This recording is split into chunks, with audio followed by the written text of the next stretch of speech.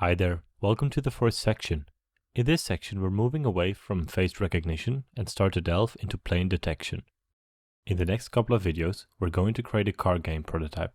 We'll be detecting horizontal planes, create a car controller, and generate ramps onto a plane. We will also take a look at scaling in augmented reality with physics in mind. Let's have a look what the requirements are. The app needs to be, of course, fun. We'll be implementing an arcade-style car controller, and we will be able to place ramps. It's up to you to expand onto the prototype with, for example, collecting coins, creating a race, or even adding artificial intelligence. We should keep in mind that we're working with a mobile device and that we should take every opportunity to maximize the performance. We want the application to be literally and figuratively scalable. We want the user to be able to scale the scene to fit a table or even a street.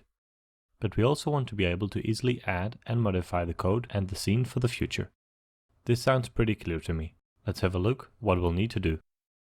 We have received again some models from a friend. We're going to add a car controller, some ramps, and even implement skid marks. We'll be using the Unity skid mark system Augmented from GitHub.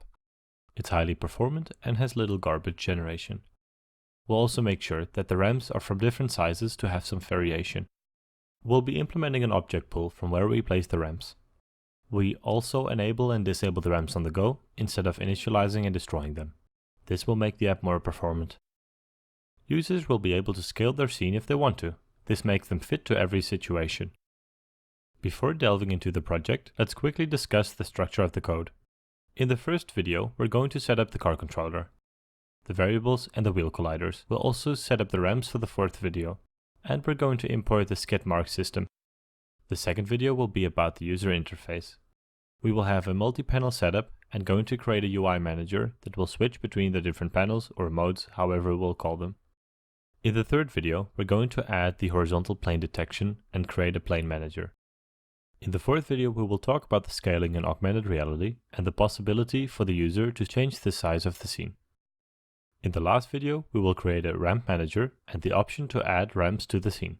We will also be discussing object pooling.